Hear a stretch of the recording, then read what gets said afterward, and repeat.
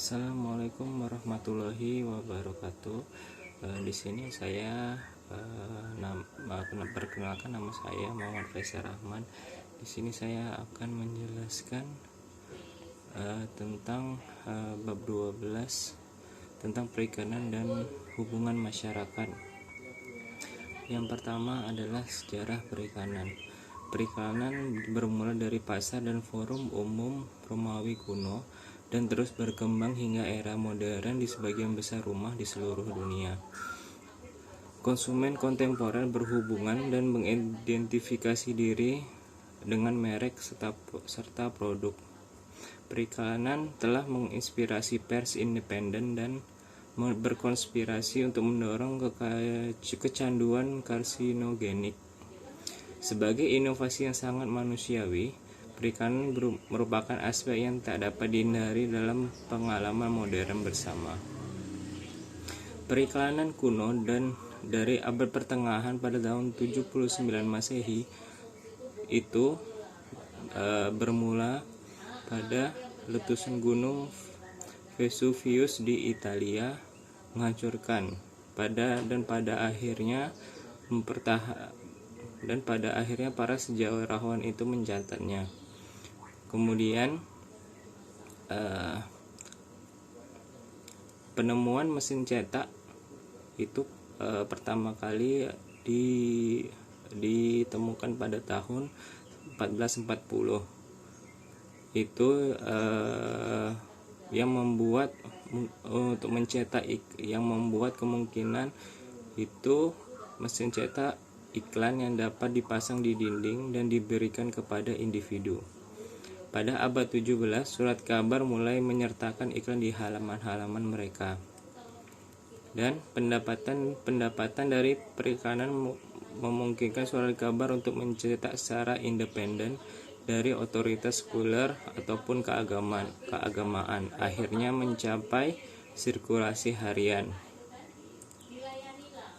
Pada akhir abad ke-16, sebagian besar kabar setidaknya berisi beberapa iklan Obar 2005. Kemudian perikanan juga dapat mempromosikan dunia baru, yaitu yang pertama adalah kolonialisasi di Eropa. Amerika selama abad ke-17 menyebabkan salah satu kampanye perikanan berskala besar pertama. Ketika perusahaan perdagangan Eropa menyadari bahwa Amerika memiliki potensi ekonomi sebagai sumber-sumber daya alam seperti kayu, bulu, ataupun tembakau, mereka berusaha meyakinkan orang untuk menyeberangi Samudra Atlantik dan bekerja untuk menghasilkan kekayaan ini. Kemudian iklan untuk usaha ini menggambarkan surga tanpa pengemis dan dengan banyak tanah bagi mereka yang melakukan perjalanan. Kemudian iklan juga dapat menaikkan nama merek. Aspek perikanan lain yang merata pada masa ini adalah merek. Sebagian besar abad ke-19 konsumen membeli barang secara besar-besaran, mengambil jumlah tepung ataupun gula dari tong besar di toko dan membayar berdasarkan beratnya. Inovasi dalam kemasan industri memungkinkan perusahaan untuk memproduksi tas, kaleng, ataupun karton dengan nama-nama merek mereka. Kemudian perikanan pada abad ke-20 mendapatkan posisi yang paling terhormat. Meskipun perikanan semakin diterima di sebagian elemen media massa, banyak yang menganggap sebagai pekerjaan yang kurang pantas. Sikap ini mulai berubah selama awal abad ke-20 ini, ketika majalah yang dianggap sebagai medium bergengsi dan mulai menunjukkan lebih banyak perikanan. Profesi perikanan mulai menarik lebih banyak seniman dan penulis.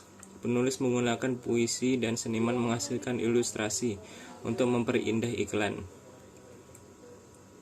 Kemudian era perikanan ini dikenal sebagai revolusi kreatif karena menekankan kreativitas daripada keterampilan penjualan langsung. Revolusi kreatif mencerminkan nilai-nilai gerakan anti komunis yang berkembang mencapai puncaknya yang revolusi budaya pada tahun 1960-an. Kemudian puncaknya dari periklanan lewat media digital media. Periklanan pada abad ke-21 telah beradaptasi dengan bentuk-bentuk baru di media digital.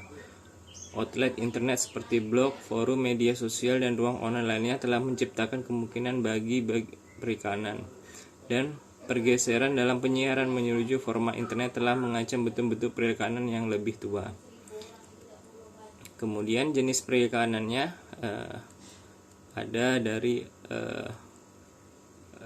surat kabar ataupun blog di internet ataupun iklan seperti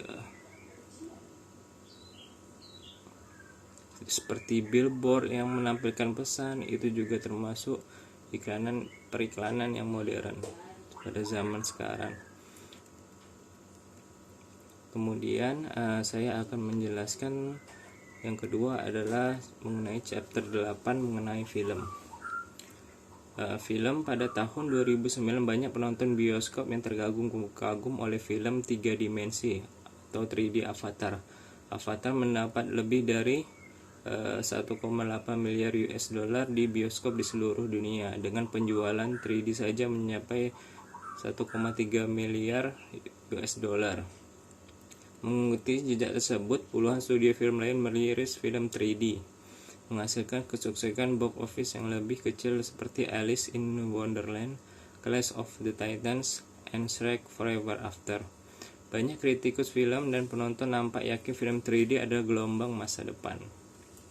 Kemudian sejarah film. Industri film yang kita kenal hari ini bermula pada abad ke-19 melalui serangkaian perkembangan teknologi, penciptaan fotografi, penemuan ilustrasi gerak, dengan menggabungkan gambar diam individual dan studi mengenai gerakan manusia dan hewan. Sejarah yang disajikan di sini dimulai pada puncak perkembangan teknologi ini, di mana gagasan film sebagai industri hiburan pertama kali muncul. Sejak saat itu, industri ini telah melihat transformasi yang luar biasa, sebagai didorong oleh visi artistik individu, sebagian oleh kebutuhan komersial, sebagian didorong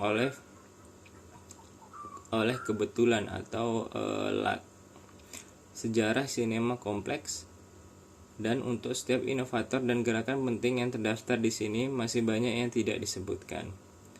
Kemudian awal mula teknologi gambar bergerak akhir abad ke-19, meskipun pengalaman menonton film di smartphone mungkin terlihat sebagai perubahan drastis dan sifat bersama menonton film seperti yang kita kenal hari ini.